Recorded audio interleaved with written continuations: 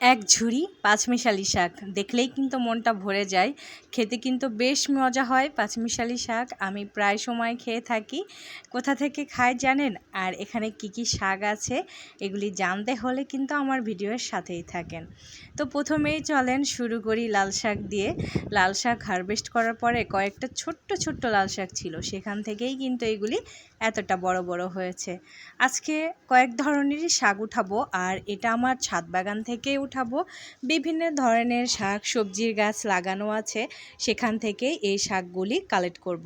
চাইলে কিন্তু আপনারাই এই ইট পাথরের শহরে এইরকম পাঁচমিশালি শাক খেতে পারেন, যদি একটা ছাদ থাকে কিংবা একটা বারান্দাও কিন্তু খুব ভালো হয়। যেসব বারান্দায় রোদ থাকে সেসব বারান্দায় কিন্তু খুব ভালো হয়।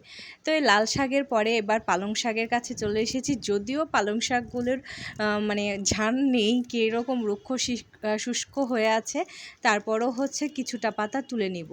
যতই হোক কোনো রকম সার কীটনাশক ছাড়া একদম অর্গানিকভাবে।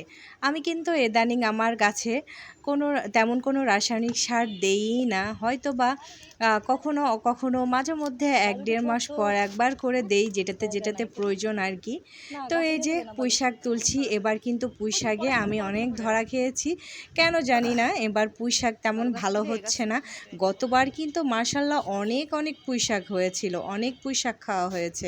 আর এবার এই সময়ও চলে আসলো বর্ষাকাল, তারপরেও কিন্তু পুঁই শাক আমি এখনও খেতে পারলাম না। মাঝে একবার আমার হাজব্যান্ড অল্প একটু হারভেস্ট করেছিল, যদিও সেটা পর্যাপ্ত না। তো তারপরও চলে এসেছি মিষ্টি কুমড়া পাতা নিতে। এই গাছটা কিন্তু আপনা থেকে হয়েছে। মাশাল্লাহ কতটা তরতাজা, গাছটা দেখলেই বোঝা যায়। কোথা থেকে হয়েছে জানেন? আমি যেই সবজির খোসা রাখি টবের ভিতরে এক্সট্রা বালতিতে, সেখান থেকে হয়েছে। এই যে দেখেন, তো পুরো সবজির খোসা শুকিয়ে গেছে, সেখান থেকে পুরোটা সহকারে চলে আসলো। ভাবছি এখানে আর বালতি রাখবো না, নতুন করে অন্য এক পদ্ধতিতে কিচেন ওয়েস্ট জমাচ্ছি, ওটাও কিন্তু অনেক ভালো কাজে দিচ্ছে। তো এখানে আর এভাবে করে টবের ভিতরে দিব না, তাহলে একটু মাটির পরিমাণটা বেশি হবে, গাছগুলি একটু ভালো থাকবে। আর তার সাথে মিষ্টি কুমড়া গাছটাও কেটে দিলাম। আর এই যে দেখেন লাউ কিন্তু আমি এবার ধরা খেলাম। এতদিন হয়ে গেল লাউ গাছ লাগানো, লাউ কিন্তু খেতে পারলাম না। লাউ শাকগুলিও তেমন ভালো না, পোকা ধরেছিল। আমি যেগুলি পোকাতে খেয়ে নিয়েছে বা নষ্ট, সেগুলি কিন্তু ছিঁড়ে ফেলেছি। আর এখান থেকেই কিছু ভালো ভালো পাতাগুলি তুলে নিচ্ছি। জানি না কেন এবার হলো না, সব কিছুই তো ঠিক আছে, তারপরও লাউ গাছ কেন হচ্ছে না জানি না। আমার বাগানে কিন্তু 12 মাসই লাউ থাকতো, আর সেই জায়গায় এখন একটা লাউও নেই। গাছ তো ভালোই না, লাউ তো দূরের কথা। তো যাই হোক, হচ্ছে রিজিকের মালিক আল্লাহ, হয়তো বা আল্লাহ চান না যে আমার বাগানে এখন লাউ হোক, এ আর কি। আর করলা পাতাগুলি দেখছেন মাশাল্লাহ কত সুন্দর। যদি করলা পাতা পাঁচমিশালি শাকে দিয়ে খেতে পারতাম তাহলে কিন্তু বেশ ভালোই হতো। যাই হোক, হচ্ছে জানি না করলা শাক খাওয়া যায় কি না। আর এবার আমি চলে এসেছি জালি শাক নিতে। আর এই যে এখান থেকে যে পাতাগুলি হচ্ছে 2-1টা করে পোকা আছে, সেগুলিও ফেলে দেওয়ার চেষ্টা করছি। পাতাগুলি এত সুন্দর, ফেলতে মায়া লাগছে, শুধুমাত্র 2-1টা পোকা আছে, এজন্যে ফেলে দিতে হচ্ছে। তো হচ্ছে জালি পাতা নেয়ার আগে এই যে সজনে গাছ, এটা কিন্তু নতুন সজনে গাছ, আর পুরনো গাছটার পাতা হয়ই না। আর এবার কিন্তু গাছটা নিজে থেকে রেস্টে চলে গেছে, মানে গাছে আর এখন ফুল নেই, নতুন করে পাতা গজাচ্ছে, দেখে কিছুটা ভালোও লাগছে যে গাছটা এখন একটু বাড়বে, তার হচ্ছে আসল রূপে ফিরে আসবে। আবার মনে হচ্ছে ফল তো ধরলো না, এ আর কি।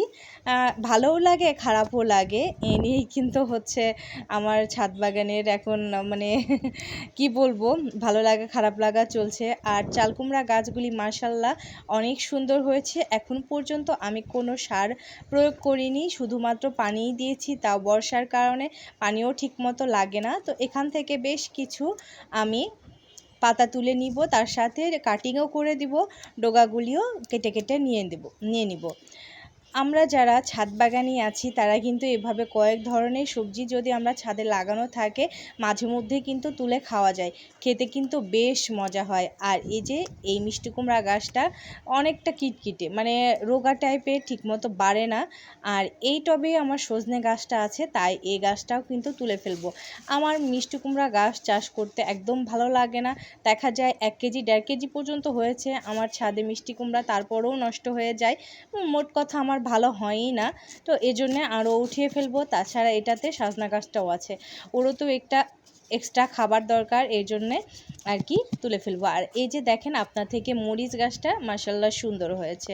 তো যে কথা বলছিলাম আর কি, আপনারাও কিন্তু চাইলে এভাবে করে মাঝে মধ্যে এই পাতা, ওই লাউ শাক, মিষ্টি কুমড়া, চাল কুমড়া, তারপরে যেই যেই শাক থাকে আপনারা কিন্তু তুলে একসাথে রান্না করে খেতে পারেন। এটা কিন্তু সব ধরনের শাকের পুষ্টি একসাথে হয়, এতে করে যেমন স্বাস্থ্যবান, খেতেও কিন্তু বেশ সুস্বাদু হয়। তুলনামূলক নর্মাল শাকের থেকে এই ধরনের পাঁচমিশালি শাক কিন্তু খুব ভালো লাগে খেতে। আমার কথা শুনে একবার ট্রাই করে দেখবেন, অনেক অনেক ভালো লাগে। আর আজকে আমি যে পরিমাণে শাক উঠিয়ে রান্না করেছি, রান্নার আগে কিন্তু আমি বুঝিনি যে পরিমাণে এতটা বেশি হবে। রান্না করার পরে দেখি 2-8টি শাক যতটুক হয় তার প্রায় 3 গুণ হয়েছে। তার মানে প্রায় 100 টাকার কাছাকাছি এই শাকগুলোর দাম। তো দামের কথা নাই বলি। আর এখানে আমি কিছু কলমি শাকও নিতে চলে এসেছি। আর কলমি শাকগুলি মাশাল্লাহ কত সুন্দর হয়েছে দেখছেন। বরাবরই আমার কলমি শাকগুলি খুব ভালো ফলন দিয়ে যাচ্ছে, খুব খুব খুব ভালো হচ্ছে। আপনারাও চাইলে মুরগির কিংবা কবুতরের মল দিয়ে মাটি তৈরি করে সেখানে কলমি শাকের বীজ বপন করতে পারেন। ডোগা থেকেও হয়, তবে বীজ থেকে বেশি ভালো হয়। তো আপনাদের হাতের কাছে যদি বীজ না থাকে ডোগা থেকেও করতে পারেন। বাজার থেকে শাক কিনে এনে ডোগাগুলো রেখে সেগুলি দিয়েই কিন্তু শুরু করতে পারেন।